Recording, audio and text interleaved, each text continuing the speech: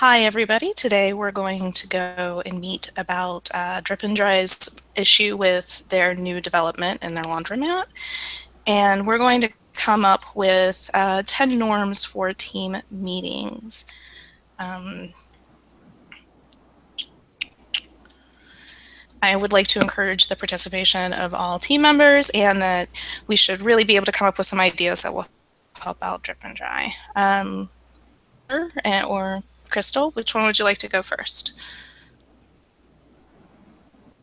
I can go first, I guess.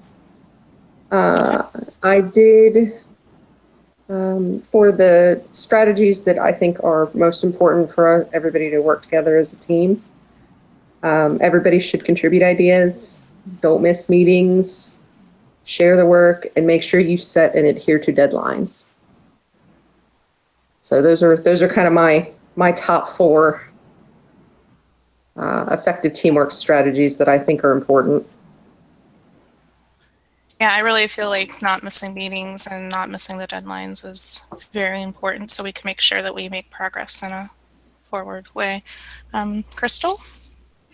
Yeah, so I definitely agree with those. Another one that I thought was good was for members to encourage one another, especially when it comes to letting everybody have a turn to speak up and give their ideas.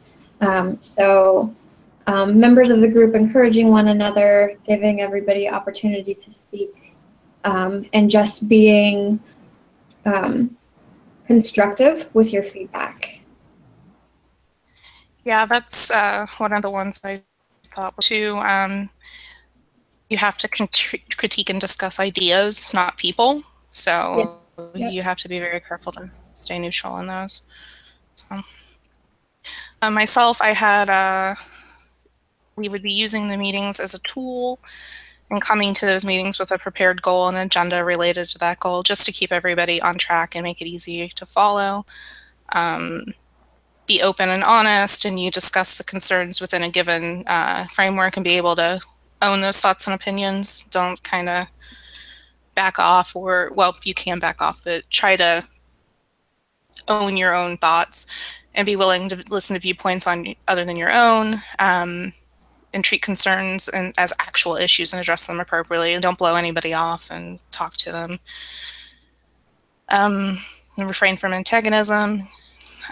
Team members who have different skills applicable to the situation at hand should be recruited because they give you a lot of different insight to the problems you're trying to solve. And you really have to have members that want to be members of the team. They want to participate and they're interested in the issue they're trying to tackle. Are there any thoughts based on that? No, I did agree with the making sure members of the team do have what they refer to as soft skills, so they're not all straight technical people. You know, people who actually have people skills, which I do not have.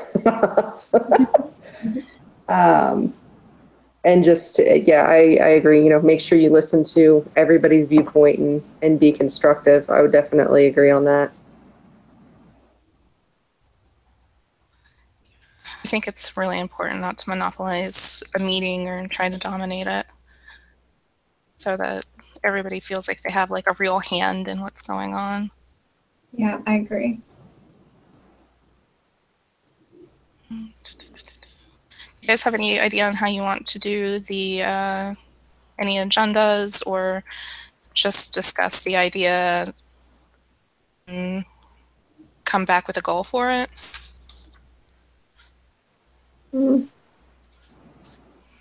We're talking about future agendas. Yeah, future agendas. I kind of feel like the project guidelines give us our agenda and our purpose for meeting.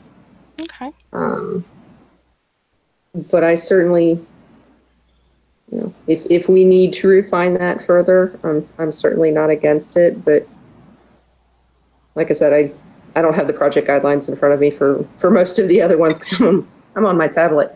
But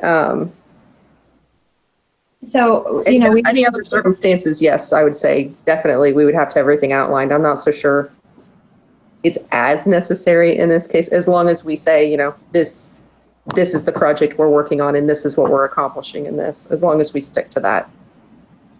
yeah, or Okay. even, you know, we had talked about that I would be doing the second video, Jen A, you would be doing the third video, even just us as facilitators, having a basic outline and, of what we'll be reviewing, and then we can share that with everyone before we actually meet. So just a quick, this is what we're talking about today, you know, just here's the things to be prepared. And Jen A, like you said, that I think it is mostly outlined in the instructions, but just as a little extra step, we can just share it with one another so that we know for sure what the meeting is going to include.